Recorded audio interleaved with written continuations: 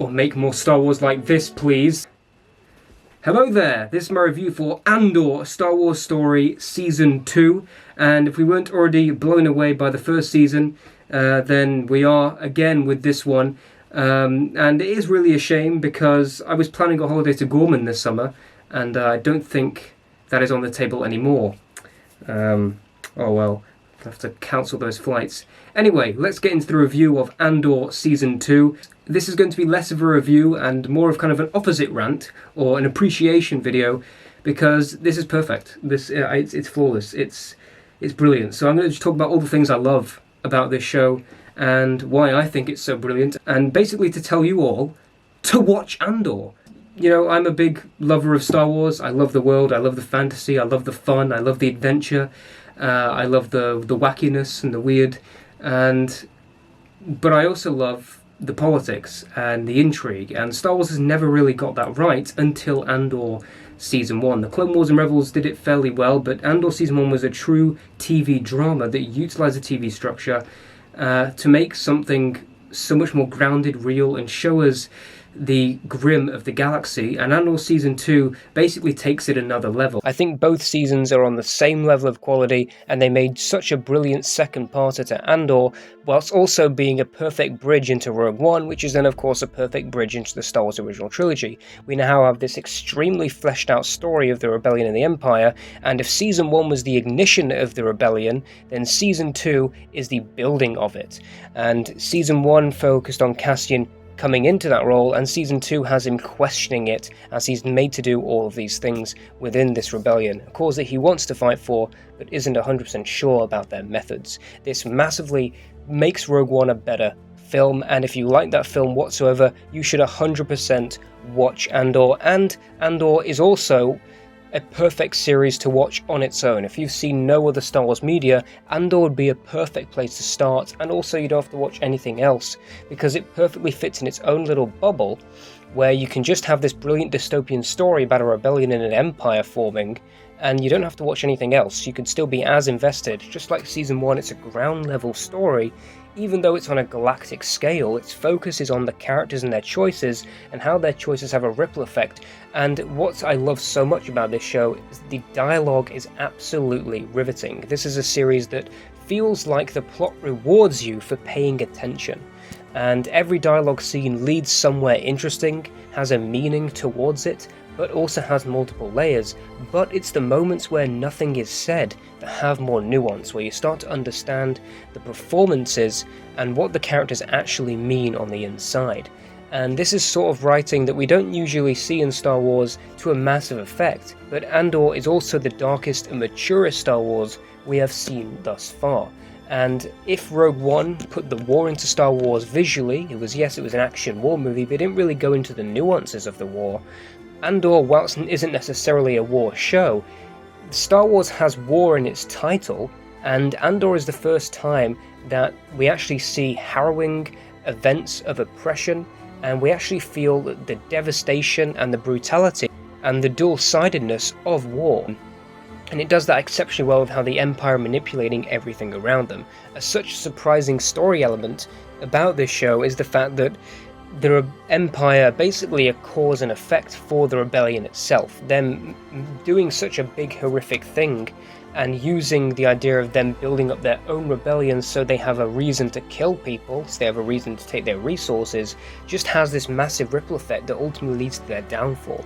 It makes for such a more ironic story. So in the finale, where we relay the information from Rogue One, gives Rogue One an extra level of intensity that we never had before because we have the natural build-up towards it. I've always thought Rogue One was a very fast-paced movie.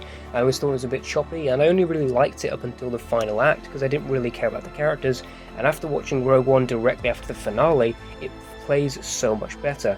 And the finale of Andor being mostly dialogue-driven is great because it makes for a perfect gateway into Rogue One, which is now Andor's climax. And it's weird following Jyn as the main character in Rogue One.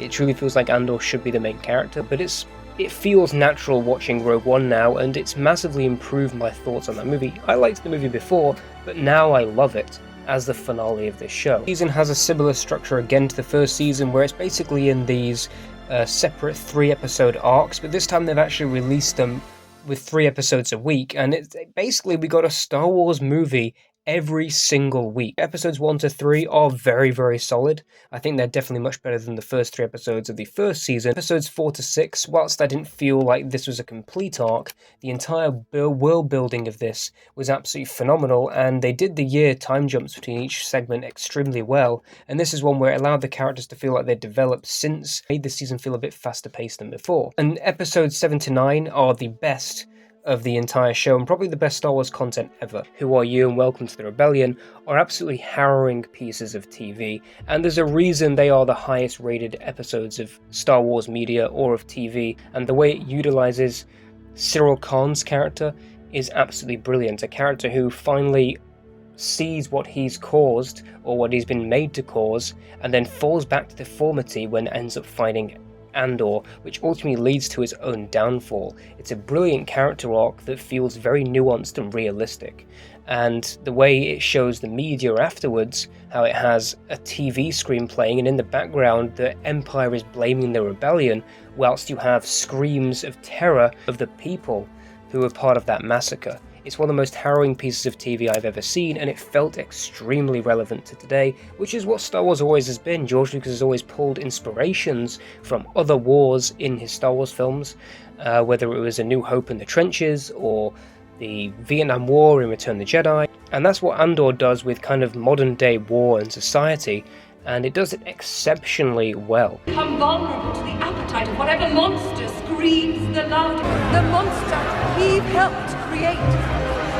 The monster who will come for us all soon enough.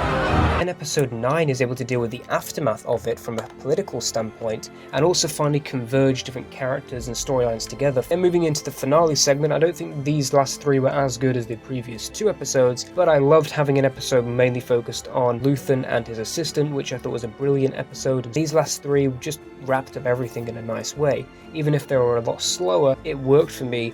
Especially on rewatch 2, watching them Rogue One right afterwards. And talking about Cassian Andor himself, who was never necessarily the most interesting character in Rogue One, now feels like we've seen every element of his life, and it feels completely compelling when his arc comes together. But there's an added element to his life that we never knew about before that makes Rogue One that much more heartbreaking. It's able to delve deeper into how far each side of the rebellion is willing to go, and Andor is having to deal with those consequences, things he's learned from the rebellion, things he's learned from Luthen, and you start to see the parallels between him and Luthen in Rogue One, and his entire arc is summed up in this brilliant quote from season 1. I burn my decency for someone else's future. I burn my life to make a sunrise that I know I'll never see.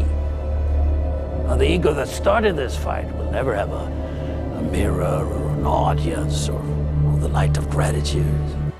That line, once you see the end of Andor, really does have more effect, and especially to Luthen's character too. And Luthen's assistant Claire, one of the best performances in this series. Mon Mothma is one of the best characters in the Star Wars universe now, thanks to this show. Her alcohol-induced dance sequence in the 3rd episode is one of the best moments in Star Wars, because we actually get to see this big, wonderful ceremony with amazing music and gorgeous costumes and set design, but its focus is purely on Mon Mothma having a mental breakdown, and that's basically the epitome of the entire show. It's got all this big spectacle, and it's got these amazing production designs and worlds that are built. The city of Gorman being built looked absolutely phenomenal, but it's always focused on the people within that world and their personal stakes. I don't know how all the other Star Wars shows don't look as good, aren't written as well as this. And yes, while I wish there was more, this is kind of a miracle of television, and in just 2 seasons is able to be up in that list of best TV shows of all time. And the fact that this 2nd season went further into developing these characters, and if you didn't get the prequel you wanted to Rogue One in season 1 of Andor, this season provides it. Would I have liked a bit more of Krennic and K2SO? Maybe, but I think they did just enough with those characters to make me satisfied. The characters Andor introduced, I'm so much more interested in and riveted by. They end off all those characters in a compelling way, and it's truly one of those TV seasons where you have no idea which characters are going to make it out. Andor Season 2 is going to go down as probably some of the best Star Wars content, and some of the best sci-fi TV, and some of the best TV period you will ever see. And there's just no denying it. It's written beautifully, there is an insane amount of nuance and complexity within the show, and it's able to not rely on spectacle, but mainly it's an inspiring and tragic story. What Andor really provides to the Star Wars universe is a more realistic look into the people who live in this world, and the people who made the world what it was leading into the movies we all grew up with. And for adults who grew up with those original movies, this is the perfect thing we can have to really feel like that world was worth watching. Andor is a perfect prequel, it's a perfect spin-off series, it's a perfect series on its own if you've never seen any other Star Wars content. And it will go down as one of the best sci-fi dramas of all time. I remember when it was originally announced, I was like, it's going to be kind of like this fun rebel mission show with Andor and his funny droid.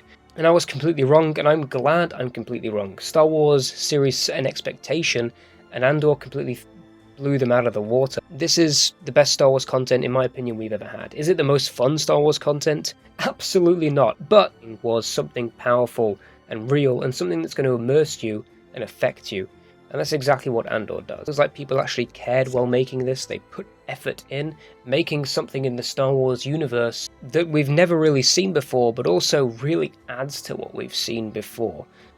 Without the need for fan service. But in my opinion, this is servicing me as a fan, because it's making what I've already watched and enjoyed, actually I care about it more now.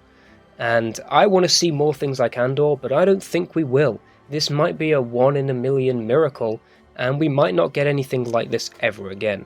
Every single piece of the production of this show is brimming with brilliance and creativity and ingenuity. The production designs, the costumes, the performances, the character writing, the cinematography, and the score, and also getting a little bit of the classic music from A New Hope in a new way, the throne room title being played during the credits, that was perfect. Whilst it's not necessarily in the style that you expect Star Wars to be like, this perfectly captures the meaning of it and takes it seriously.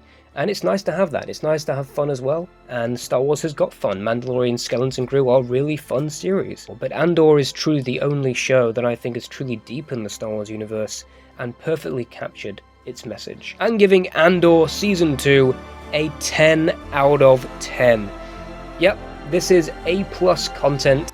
So if you haven't seen Andor, please go watch it. And if you have watched it, either go watch Rogue One or A New Hope, or watch Andor again, because you learn so much more on rewatch. It's a show that rewards you for watching it and for paying attention. So yeah, thank you for listening to this review, and I guess may the Force be with you.